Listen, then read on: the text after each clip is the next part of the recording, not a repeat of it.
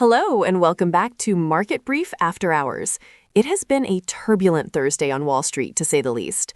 We saw a distinct split in the market, what looked like a rotation out of high-flying tech and into the more grounded industrial sectors. That's exactly right. It was a day defined by divergence.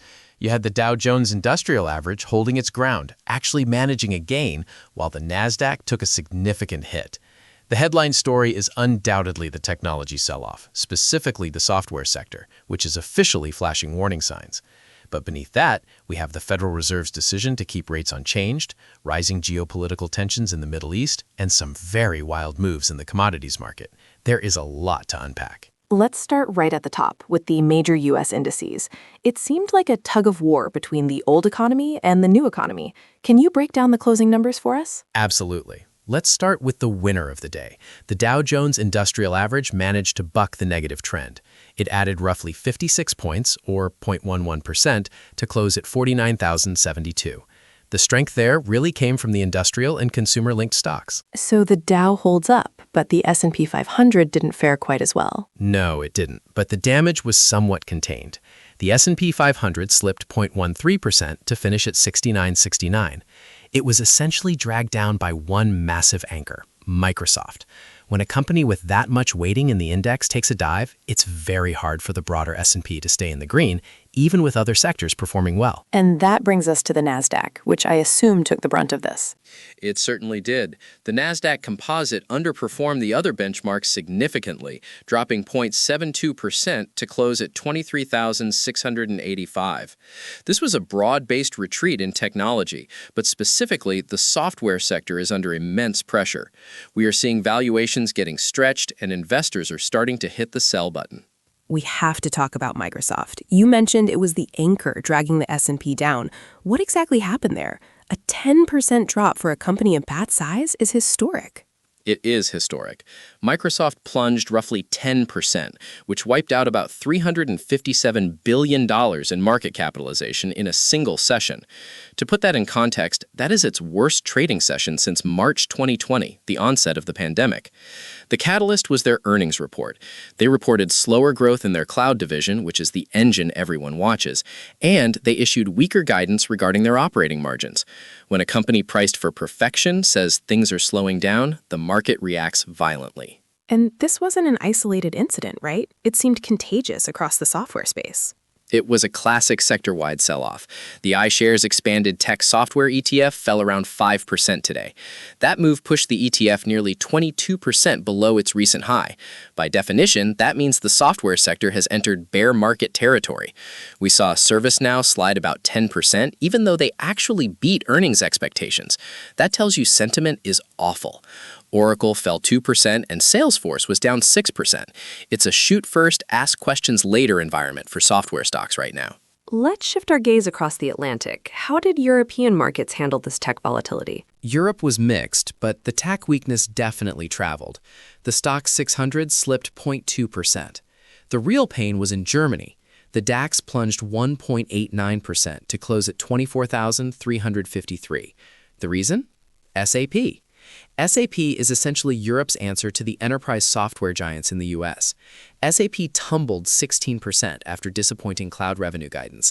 It's the exact same story as Microsoft. So Germany struggled. What about the UK and France? They held up better. The FTSE 100 in the UK actually rose 0.17% to 10,172. France's CAC 40 was flat, edging up just 0.03% to 8,069. Interestingly, Switzerland's SMI gained almost 1%. A big driver there was ABB, the industrial giant, which surged 8% after reporting record quarterly orders of over $10 billion. Again, just like in the US with Caterpillar, the industrial names provided a safety net. Moving over to Asia, the picture seemed a bit brighter, despite the US lead. Yes, Asian markets mostly advanced as they reacted to the Fed holding rates steady. Japan's Nikkei closed marginally higher at 53,359. South Korea's Kospi climbed almost 1%. However, we have to mention Indonesia. It was incredibly volatile. Trading was briefly halted after an 8% plunge, and the rupiah weakened significantly. That is a developing story of regional risk, but generally, the major Asian indices were in the green. You mentioned the Federal Reserve earlier. They kept rates unchanged. How did the bond market react to that news? The bond market seems to be accepting that rates will stay restrictive for a while. Treasury yields eased slightly. The 10-year yield slipped more than 1 basis point to 4.235%. The 2-year yield fell 2 basis points to 3.561%. Basically, investors are digesting the fact that the Fed is in a wait-and-see mode. They aren't rushing to cut, but they aren't hiking either. And speaking of the economy, we had jobless claims data today. What is the labor market telling us? It's telling us things are stable. Initial claims for unemployment benefits fell by 1,000 to 209,000. Layoffs remain limited. Fed Chair Jerome Powell noted that the labor market is stabilizing after some gradual softening. Most workforce reductions are happening through attrition, people retiring or quitting and not being replaced, rather than mass layoffs. It supports the soft landing narrative, even if the tech sector feels like it's crashing. Before we get into the currencies and commodities, which saw some massive moves today, let's take a quick break. We'll be right back. Welcome back to Market Brief After Hours. We've covered the equity sell-off, but the foreign exchange markets are flashing some very interesting signals, particularly regarding technical levels. Let's look at the major pairs. The Forex market is really trending right now. Let's start with the euro against the dollar. Euro USD closed at 11965, up slightly on the day. The technicals here are incredibly bullish. The pair is trading firmly above all its key simple moving averages.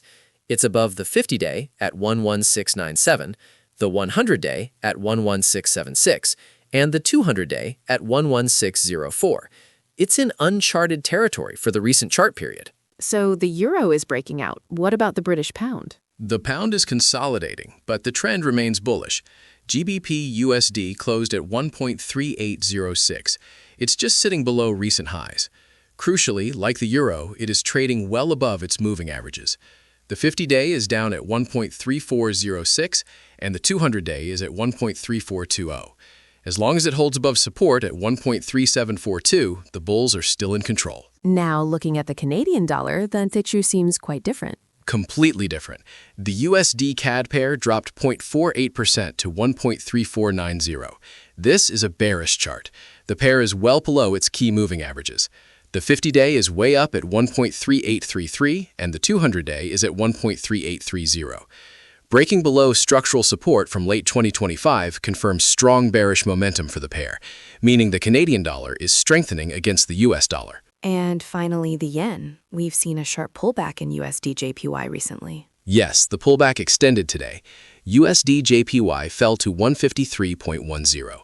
Technically, this is a mixed to bearish signal. The pair has broken below the 100-day SMA at 153.71 and is under the 50-day at 156.36. However, it is still holding above the long-term 200-day SMA at 149.81. If it breaks that 200-day line, we could see a much deeper correction. Let's shift gears to commodities. Oil prices jumped significantly today. What is driving that? Geopolitics. Crude prices climbed more than 2% because tensions in the Middle East are intensifying. There were reports that President Trump is weighing military strikes on Iran. That risk premium came right back into the market. U.S. crude rose $2.02 to settle at $65.23 per barrel. Brent crude is back over $70, closing at $70.66. This rally in oil actually helped the energy stocks today, providing a little cushion to the broader market. On the other hand, we saw some extreme volatility in precious metals. Gold and silver have been on a run, but today looked shaky. Shaky is putting it mildly. Gold closed at $5,398, down 0.34%. But the price action was wild. It swung between $5,599 and $5,098. That long upper wick on the chart signals heavy profit-taking. We are still far above the moving averages. The 50-day is way down at $4,441. But this looks like a parabolic rally that is running out of steam. And silver? Similar story. Silver fell slightly to $116.30. It traded as high as $121 and as low as $106. Again, it remains significantly above its moving averages, with the 50-day at $72.98. But the vertical rally suggests exhaustion. Investors are cashing out at these highs. We also have to touch on crypto. It seems like the risk-off sentiment in tech bled into digital assets. It absolutely did. When the Nasdaq catches a cold, crypto often gets the flu. Bitcoin fell 5.52% to $84,090. It hit its lowest level since early December. It's now down 19% over the past 12 months. Ether slipped below $2,800, and Solana dropped to near $115. Investors are reassessing their exposure to risky assets, and right now, crypto is falling into that bucket. Before we wrap up, let's look at some specific market movers. We talked about Microsoft and the software slump, but were there any other notable winners or losers? There were a few bright spots. Apple reported strong sales growth, with revenue surging 16% thanks to robust iPhone demand. The stock was up 2% in extended trading, which helps offset some of the Microsoft gloom. Also, Southwest Airlines had a great day. They surged more than 18% after forecasting earnings that were well above consensus estimates. And on the losing side? Las Vegas Sands had a rough session. They tumbled more than 13%. Their earnings from Macau came in at $608 million, which missed the consensus of $626 million. And as we mentioned earlier, ServiceNow dropping over 10% on margin disappointment was a major drag on the tech sector. It sounds like we are in a very complex environment. We have high valuation tech stocks facing scrutiny, fiscal deadlines looming in Washington, but also resilience in the industrial sector and a stabilizing labor market. That is the key takeaway. It's a market of consolidation and rotation. The software sector is correcting, but money is finding a home in industrials and energy.